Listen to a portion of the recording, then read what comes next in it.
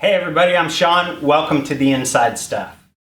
Now, we're a group of like-minded individuals who are just trying to cut through all of the financial noise out there and break it down for you and your personal economy into the top 5 most important things that you need to be paying attention to right now. Before I forget, if you're interested in getting a copy of everything we're talking about, go to theinsidestuff.org. That's theinsidestuff.org. And you can download a free copy of everything that we're discussing. While you're there, you might want to check out The Inside Circle. Now, if you're interested in learning more about the exclusive deals that I'm involved in, click on The Inside Circle, fill out the information, we'll contact you to see if it's a fit. All right, let's jump right into the information that you need to be paying attention to right now, today. Okay, the first one that I want to point out is from a global economic trend analysis blog that we look at every once in a while. The title is Rumors on Mark-to-Market Accounting and Loan Loss Provisions. What is the real story? Okay, they're focused on the energy sector, and primarily because bank loan loss impairments related to the energy sector are set to explode. Okay, banks are ready to lose a ton of money in the energy sector. And it goes on to say banks have been making drilling loans to companies that are only profitable when oil prices are above $50 a barrel. And the price of oil just closed under $30 a barrel for the first time in about 12 years. So you got to read this article. Again, go to theinsidestuff.org and download a copy of all these links to the articles so you can get into them and read about them. But this is fascinating information. You know, it seems like the next bubble that's about to burst is the oil and gas industry, and in particular, the debt that is against those projects, the debt that has been borrowed from the banking system to drill oil or do these fracking projects. And it's just not working out for anybody. I've got tons of clients who are invested heavily in oil and gas. They haven't made a dime in over 2 years. I mean, they make a little bit of income, $100 here, $200 there, of barely scraping by income after investing $1 million or more into the project. So they're not profitable. They're laying off workers left and right. And it looks like these loans are about to go bust because the companies are going to begin to start defaulting on their loans just because of the price of oil, because the price of oil is not profitable at $30 a barrel. It's only profitable, and they can only repay the loans at $50 a barrel. Okay, makes sense? All right, let's go on to the next one. Next one is the periodic table of commodity returns. I thought this was fascinating. It's an interactive chart that, again, go to theinsidestuff.org and download these links to these articles. Play around with this stuff. I mean, check out what the best performers were, the worst performers were, what the least volatile commodities were, what the most volatile commodities were. You can basically segment this whole periodic table by year and by commodity. They've got everything from aluminum, copper, gold, oil and gas, lead, nickel, palladium, platinum, silver, wheat, and zinc. So you can play around with those numbers and click on them and see what the real returns were for any given year dating back to 2006. Really interesting stuff. All right, next article I wanted to cover for you was, again, from the same blog that I go to. It's about economic trend analysis. The title of the article is Full of Bull. Wall Street Analysis, S&P 500, Predicted Gains versus Actual Gains from the year 2001 to the year 2015. Now, this is an extremely important topic to talk about because it directly affects your income at retirement. You see, you can build the largest nest egg in the world, all right? But if you're accustomed to living on a certain income level and you start pulling down or spending down your income at retirement, and there's any volatility or negative losses during the time that you're withdrawing or spending down that money, you're spending that money down at a much faster pace, and you're going to run out of money much faster than you ever thought possible. Now, the article goes on to talk about how overly optimistic Wall Street forecasters are year in and year out. And he talks about statistical ideas And the problem with statistics is that they can be made up. You know, the old statistical joke about averages. Statisticians always talk about averages, right? And so the old joke is that 3 statisticians went bow hunting, and the first statistician shot 10 feet to the left of the buck, and the other statistician shot 10 feet to the right of the buck, and the third statistician jumped up and said, "Hey, we got him." You know, that's what happens when you talk about averages. You can be way off the mark, but the average is meaningless. This guy goes on to talk about the forecasters and how they're full of bull, whether it's, they're literally tossing coins on whether the S&P is going to come in above or below their average forecasts. They all have projections and predictions from 2001 all the way through 2016 of what the S&P is predicted to do and the predicted gain. Then they show you the actual S&P and the actual gain and the difference between the two. This is a fascinating chart if you want to see. But here's the real problem. Let me show you what I'm talking about here. Okay, now what financial planners typically talk about is consistent returns or averages. All right. They don't talk about fluctuating returns and how that impacts your retirement portfolio or your nest egg at all. All right. So what we're looking at here is a nest egg of about $1 million. We're looking at a 30-year retirement. Okay.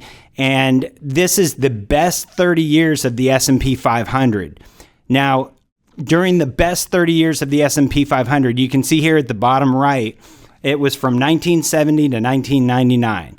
During that time frame, the S&P averaged almost 15% return. Okay? Again, we're talking average rates of return. Now, if you were to get an average rate of return of almost 15% every year for the next 30 years in retirement, and you were pulling out $100,000 a year from your $1 million nest egg, or 10% of that nest egg every year, you would never run out of money. Because if you're averaging 15% return and only spending it down at about 10%, you're still coming out ahead. In fact, after 30 years, you can see the total balance grows to $15 million. But that's not what actually happens, is it? Here is the real returns of the S&P during those best 30 years of the S&P's performance from 1970 to 1999. And you can see in 1970 that it was up 4%, 71 it was up 14%, 72 it was up almost 19%. Then in 73 and 74 it dropped 14.79% in 73, and in 1974 it dropped 26.5%. Then it was back up, then it was back down. So how did these fluctuating rates of return realistically work with your retirement savings? Let's take a look. If you got that $1 million nest egg and you're still wanting to spend it down at a rate of 10% or $100,000 a year, even though it averaged 15% during the best 30 years of the S&P 500, when you put the actual rates of return during the best 30 years of the S&P 500 against withdrawing that money in retirement at $100,000 a year or spending that money in retirement at $100,000 a year, you can see that the volatility, what happens is the first few years, your account balance actually grows. But during the next 2 years, you have a significant decrease and you're pulling out $100,000 a year. So year one, you pull out $100,000 a year and your account balance drops from $1 million to $935,000. In year two, it actually goes up to $955,000. In year three, you're back up over $1 million because of positive returns. But watch what happens in the next 3 years when you're pulling out $100,000 a year, spending that money down in retirement, and you have fluctuating returns. What happens over the next 3 years is that $1 million nest egg drops down to $550,000. It's literally cut in half. Okay? How are you feeling about your retirement now? And according to this chart, if you watch the actual returns of the S&P during the best 30 years of retirement, and you were to spend down your retirement nest egg at $100,000 a year or 10% a year, you would run out of money in year 14. That's the problem that nobody wants to address right now. So the point is, make sure that you're paying attention to actual rates of return each year in your portfolio versus just averages. If a financial planner or an advisor or an analyst starts to talk about averages, turn off the TV or walk out of the room. That is not the right fit for you because they don't understand the impact to you and your income during retirement. If you're interested in finding a solution to this, go to theinsidestuff.org, click on this information. You can check out this chart, read it. They've actually got projections for year 2016. You got to see this information. It's unbelievable what they're predicting, okay? And this is by every major banking institution out there. Not every financial institution believes this, but every banker believes that they're going to see huge gains in the S&P 500 this year alone. But it's, again, we don't live in a linear world anymore where you can forecast future results. We live in an exponential world right now where anything can happen and it can happen overnight. So can the S&P 500 go up 25%? Absolutely. Can it lose 50% the very next day? Absolutely. How does that affect your wealth? How does that affect your income at retirement? Now, this chart shows the probabilities of not running out of money in retirement, okay? Now, think about that $1 million nest egg that we were just discussing. If you're withdrawing your money at 10% a year or $100,000 a year to live on that $1 million nest egg, you're going to run out of money in year 14. We already saw that. But if you withdraw it at a lower rate, only 8% a year, on $1 million, that's $80,000 a year. So you've just taken a pay loss or a decrease in lifestyle just so that you can make your money last a little bit longer. But check this out. On year 15, there's only a 60% chance that you won't run out of money if you're withdrawing it at 8%. On year 20, that probability drops down to 25%. That means that there's a 75% chance that you're going to run out of money before year 20 in retirement if you're spending it down at 8% a year. So, new economics now tell us that a safer withdrawal rate is in between 3 and 4% if you want your money to last you long enough in retirement. Now, think about that $1 million nest egg. If you're spending that money down at 3 to 4% a year, what is 3 to 4% of $1 million each year? That's only $30,000 to $40,000 a year.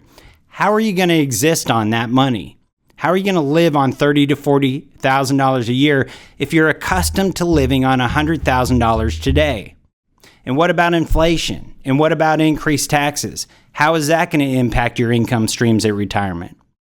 Actually, there's a white paper out there that says the real safest withdrawal rate of your money so as not to run out of money before you run out of breath is only 2.8%. 2.8% of $1 million nest egg is $28,000 a year. I don't know one person in today's economy who can exist on $28,000 a year, especially with food and fuel increasing like they are with inflation and taxes going up. Okay? This is the problem. That's really what we need to be focused on. Okay? And then the last article I wanted to show you was from Benefits Pro. It says PSCA survey, retirement plans deferral rates are at an all-time high. Now, what is a deferral rate? That's the rate at which you're going to defer income on your qualified account, your retirement plan, your 401k, IRA, and mutual fund. Participants in 401k plans of moderate means are deferring more and more of their pay to retirement plans than ever before. Why would they do that? Well, they've got this casino-like mentality now. They realize they don't have enough money to retire on, and they're having to wait longer and place higher and higher bets in the market to try and make up the difference. Nobody can afford those losses or those fluctuations in the market. Again, nobody can afford that. Nobody can afford those losses.